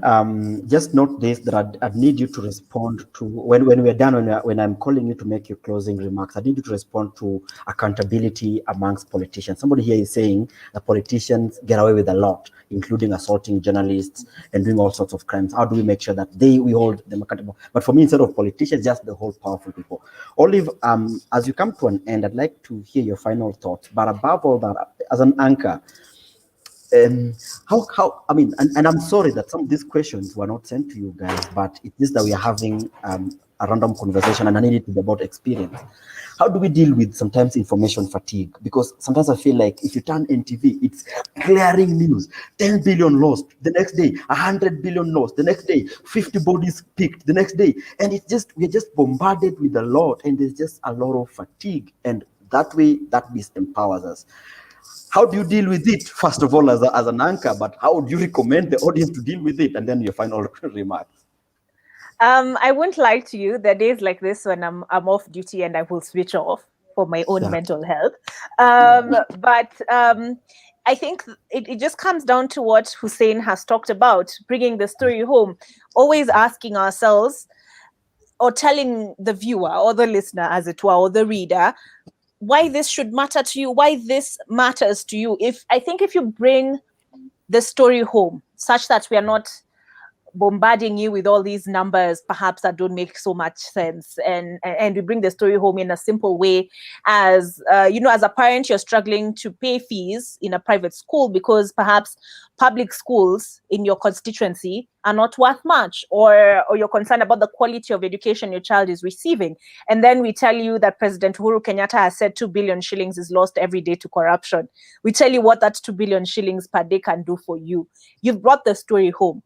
And that way you incentivize people to demand accountability. They're more interested in watching the news beyond just telling me 10 billion was stolen. So what? So always asking yourself, what is the so what? What does it mean for you? You find people who say, in the coming elections, I'm not voting because, what difference will it make as to the ugali that will be on my table? Tell them why that matters, why them not voting or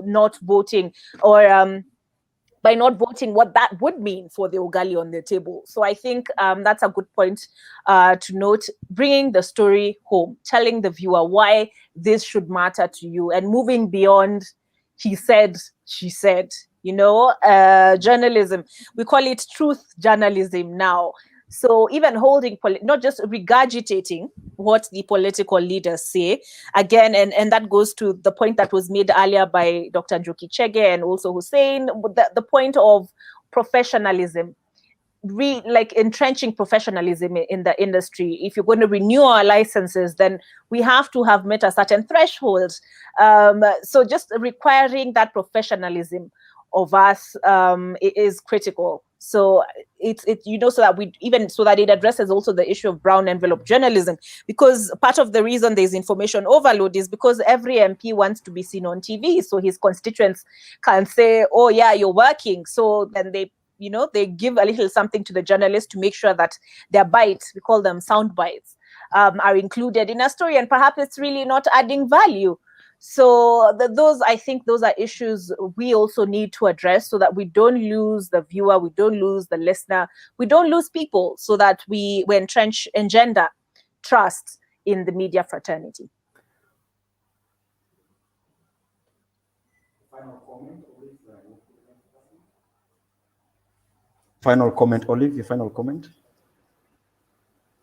Your message to fellow journalists during this day? No, I think the points that have been made, especially by Haki and even Dr.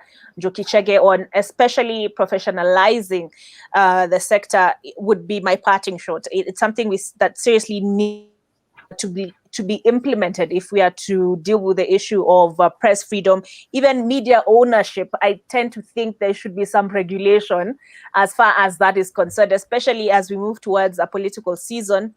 You find politicians buying radio stations, registering new radio stations. So the issue of media ownership and also having diversity in the advisory boards, or the boards, for example, where Nation Media Group is concerned, such that we are moving with the next generation. Otherwise, who will we end up speaking to? Having those issues addressed, I think, so that we are not going to have the same conversation next year, because it feels like sometimes we discuss the same things over and over again. State responsibility to protect journalists, as Muraya has raised, the welfare of journalists. It feels like we're having the same conversation on a loop. So actually having the Media Council of Kenya, even those in academia, hold media houses to account and also engage the Media Council of Kenya, so that we're moving forward and a standard has been set and we all have to rise to the occasion. So yeah, that would be my parting shot. Thank you so much, Olive. Dr. Beatrice, back to you now. Your parting shot, but also I'd love to know that moving forward, perhaps, are we going to see maybe innovation around curriculum to diversify storytelling? So perhaps we could go to long reads form of journalism, or we could go to public interest form of journalism that we're able to, or is that already covered in the curriculum that we train? And of course, plus your final comment. Okay, thank you very much, Danish. First, maybe I just want to say that almost everyone has brought out what is needed in terms of academic training. Njoki, Chege, Olive, Burrows, Muraya simply are pointing to one thing, that we need to begin understanding access to public information at an earlier age. And tell you, I'm speaking as a teacher. If from the very beginning we do not understand what access to public information is, then there's no way we'll get to university or to the field and start asking for it. So in my opinion, even as we talk about CBC, I know we haven't mentioned CBC before. That's going to be the new curriculum, or it is already, being used. I think there should be something on citizens' rights, and this needs to be included. I mean, we can't ask for rights that we know nothing about, and this is something that needs to be introduced very early. The same way we should have lessons on how to have a healthy attitude towards money. If we are going to be journalists and covering the millions of money stolen by people in the same country, then there's something wrong with our system. So the CBC, I think it has a bit on citizenship studies, or what it means to be a Kenyan. It needs to incorporate all those articles we keep referring to, Article 33, 29, 35, all those are useless if we are going to start thinking about them too late in our lives.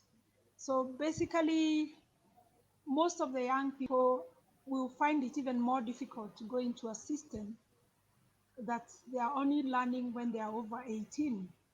So media media trainers, institutions, universities have a more difficult task convincing these people when they go to the university that this is the right way to do things, when maybe these people have already seen that really that's not the practice out there.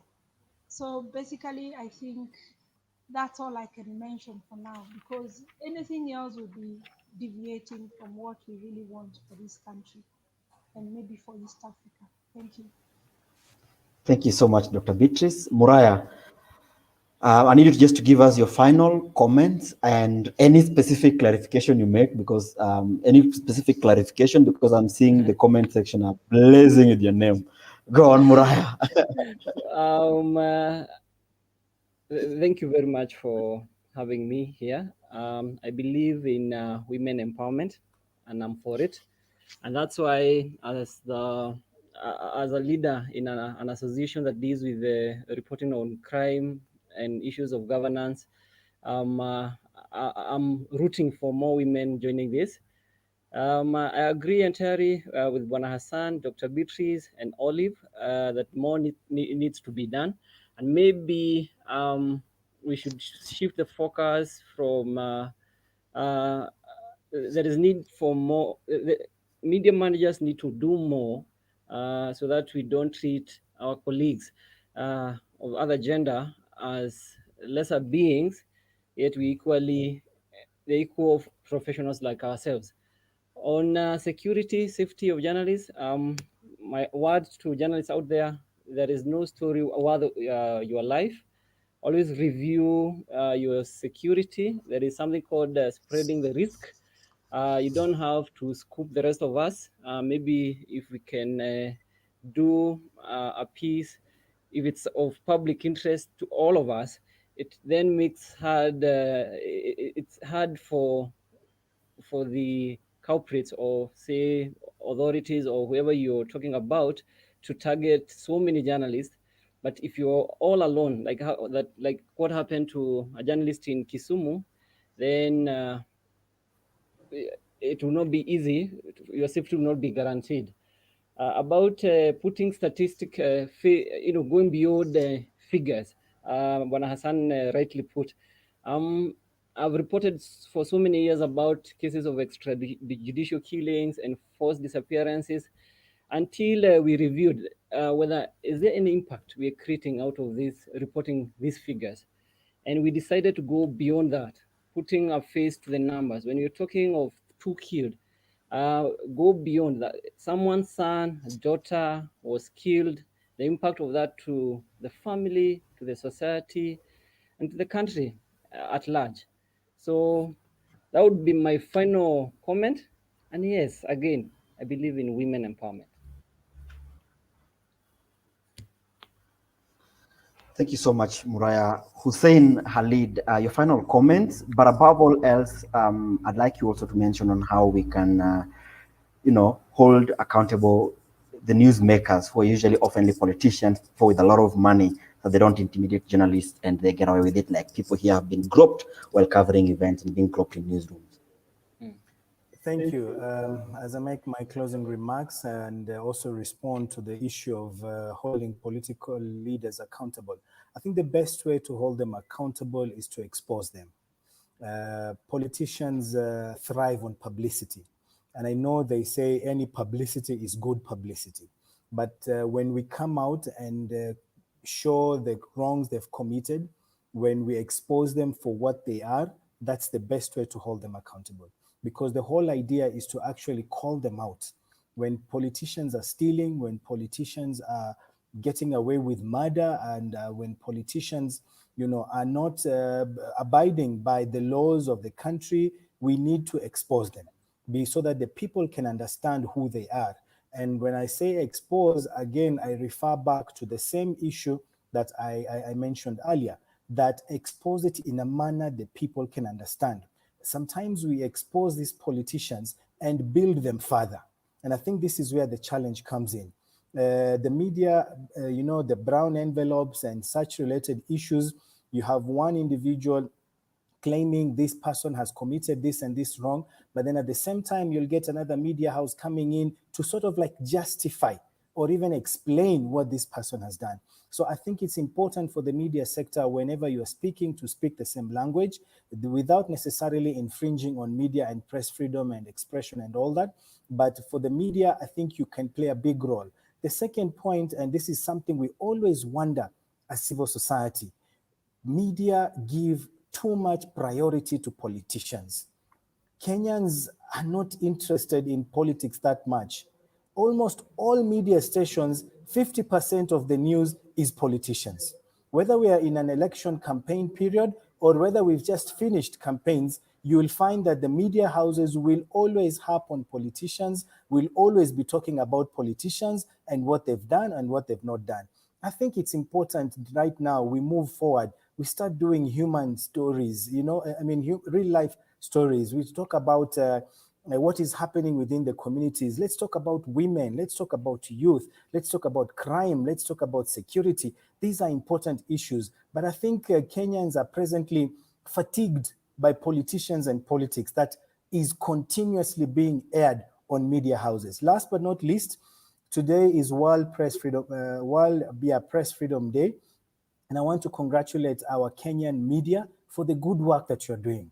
We are very proud of the work that you're doing, and we continue to support you, whether you're in academia, whether you are in media houses, whether you are, a local journalist on the ground trying to bring out the issues. We are proud of you, we congratulate you, and we ask you to continue professionalizing the sector. That's the key word today to all of you. Please professionalize the sector, get rid of the quacks so that we can get proper information disseminated that will have impact and will positively affect development in our country.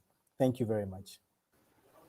Thank you so much, Hussein, and to my other able panelists for a fantastic job. I feel accomplished that I've hosted Olive, who is a senior anchor in this country, that I've hosted my lecturer, who taught me introduction to media at school, and I've hosted a colleague, Muraya, and we've worked together a lot, and this, and of course, Dr. Njoki Chege, still in the same university.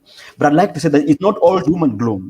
We have a lot of innovation happening in this ecosystem. We have Baraza Media Lab, which is a space where you can collaborate among diverse disciplines to do in-depth stories. You can check them out, Baraza Media Lab. We have The Elephant. The Elephant is doing groundbreaking stories. They're doing in-depth long reads that are contextualizing some of these complex issues we have in this country. And of course, we're seeing a lot of innovation happening within this sector with the National Media Group and other bodies introducing paywall. They're able to diversify their sources of income.